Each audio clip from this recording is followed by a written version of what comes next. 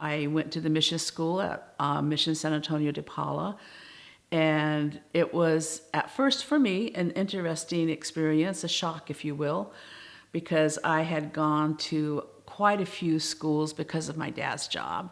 Between kindergarten and the 6th grade, I had gone to about 6 or 7 different schools, and so we went to the mission school, and I went from being the only Indian child in a classroom or the school to where I was one of 98% all Indians. In my 8th grade class, my 7th and 8th grade class, all but 1 or 2 were my cousins. So it was a totally different experience. Then my parents decided to send me to, at that time it was called the Academy of the Little Flower.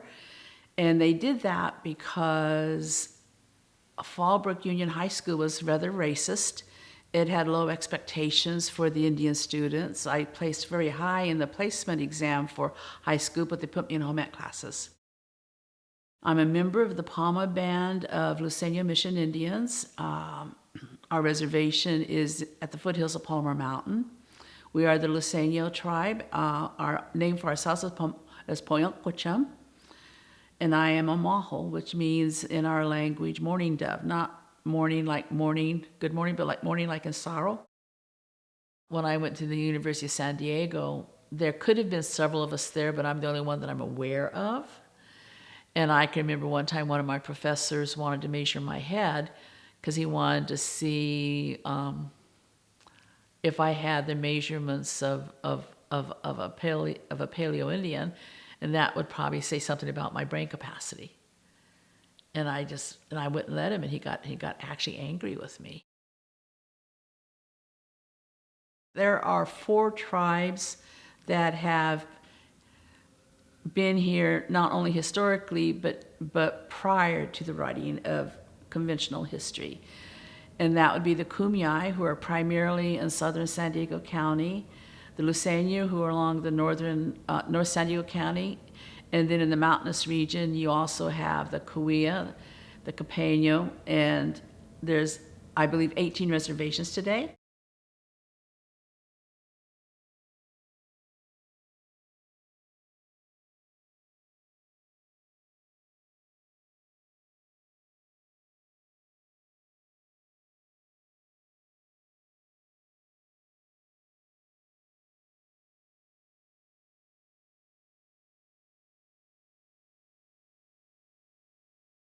Spain came first, and my cousins to the south, the Kumeyaay, they disposed of the church very early in their history. They killed the priest and his partner, or his fellow priest. From the church's perspective, of course, they see that they were martyrs.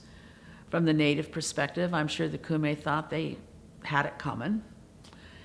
And they were so persistent in not allowing them to stay in the area, they had to move the site of the mission to another site sometime later.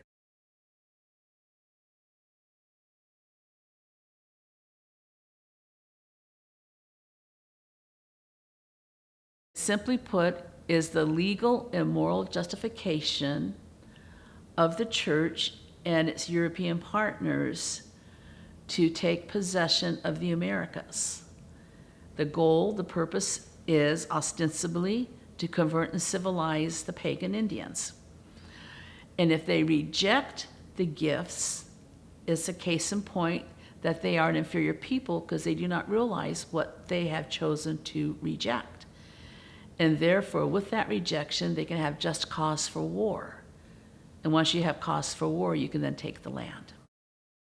The missions were not embraced. They were, when it was discovered that they were being destructive of a way of life, the natives rose up against it. With that being said, missions were successful to a certain degree if the priest and the soldiers who were there respected who the Indians were, and they would have some success. But Unfortunately, the feeling of most soldiers and most priests were that they were an inferior people.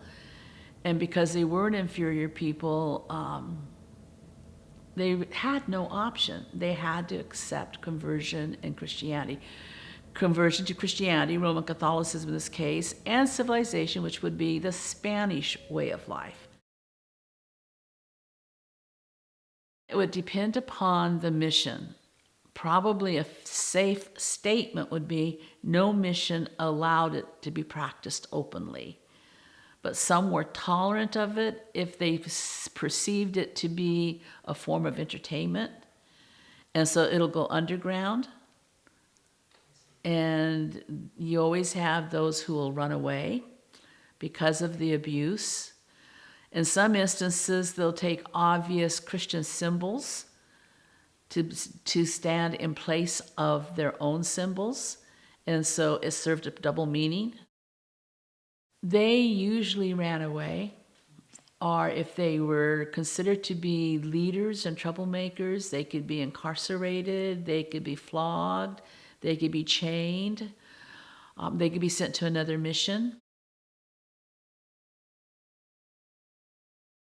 The disease that ran through the missions killed them off rapidly. Which disease was that? All of them: smallpox, cholera, typhus, even dysentery from poor sanitary conditions. Some books will say there was over 300,000 Indians in California. Some say it was even higher. And there's probably maybe 30,000 left. And then the other 50, 70,000 was north of San Francisco. The gold rush will kill them off.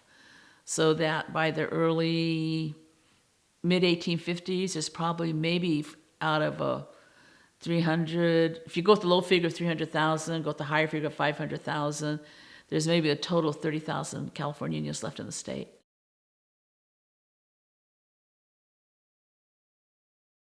In my particular instance with my tribe, the Luceños, named after Mission San Luis Rey, that particular mission was founded rather late, and the initial friar involved with that mission was not as abusive. He didn't literally go into the foothills to gather Indians and bring them in. He opted for chapels, and subsequent friars did the same thing. So many of the reservations would have chapels. They might go unused for months, but the chapels were there. And so I would venture to say in San Diego County, the majority of the American Indians were baptized. Were not necessarily practitioners even back in the 1800s or through the 1900s. But they also wove it into their own personal lives and culture.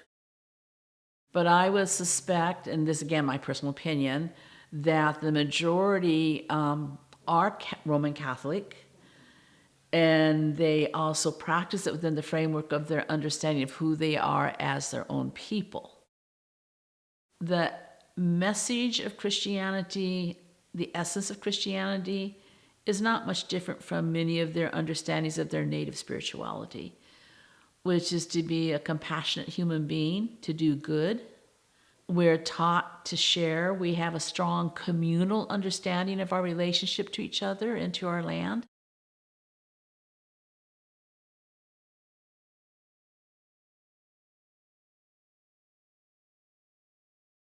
I stood up in my church after Father announced it, and I deplored it.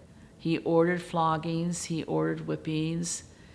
He felt that they had to be Christian. At the same time, I know he made strong efforts to keep soldiers from doing extreme abuse of the Indians, raping of the women, that kind of thing, the shackling he protested that. So in that respect, he did try to protect the Indians. But no, he was a man of his times, but as a man of his times, not all men like him believed the church had a right to be there. But he was a man of the church. what bothered me even more than that was the church wanting to kiss and make up. You don't do hundreds of years of torture and abuse and malicious maligning of traditional tribal beliefs and turn around and say, gee, we're sorry. Let's kiss and make up. No, reconciliation's got to come from a sincere place of saying, I did wrong, and I want to make reparations before we kiss and make up. This is my opinion. You can go up north and there's Indians that are Catholic priests who think Sarah should be a saint. And they can see the wrong he did, but they look more to his efforts, I believe, to try to do good. I think his efforts to do good were insufficient because the premise was not on did they do wrong, the Indians, but that they shouldn't have been punished as badly as they were because they haven't got it yet. They need to be Catholic. Just invisibility. People don't think of you. And if they do think of you, today the common stereotype is you're either a drunk Indian or you're a rich casino Indian or you're a rich drunk casino Indian. They don't let you grow.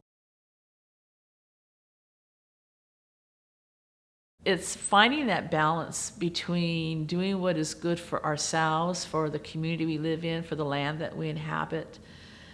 And I think if it's done within the realm of social justice, I think that actually eventually then takes you back to this whole idea of justice and compassion and love for your fellow human, which then I think leads you to spirituality. If people who truly thought of the Catholic Church as a universal church, we would have to act more like Christ. And if we were to act more like Christ, the vast majority of us would be pretty poor. But on the other hand, I think we would also always have a place to rest our head. And our American society has some very strong positive attributes. I think we're a very generous people, a very giving people. But we really focus on our wealth and our property, and we've never been comfortable crossing lines. People find it very easy, I think, to address life with labels. You don't have to think, you don't have to try to understand, you can just conveniently pigeonhole everybody in their right labeled box. Oh, well, what would you expect from a Catholic? Or what would you expect from somebody, who's Mex-Tech? What would you expect from somebody? It just makes life much more easy. You don't have to think, you don't have to understand, you don't have to build bridges, So I think when it's your group, of course, it's much more personal. But you can have a lot of different groups, and we're busy protecting ourselves, and we don't easily find our common threads of humanity because we're too busy protecting ourselves from hurt. And dependent upon you as a person, you either run away from it, you lash back, or in the best scenario, you try to build bridges.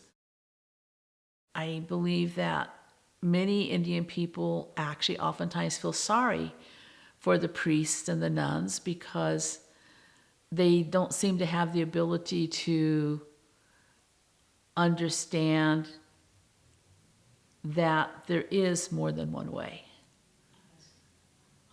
Why would God, the Creator, Spirit, only give one path?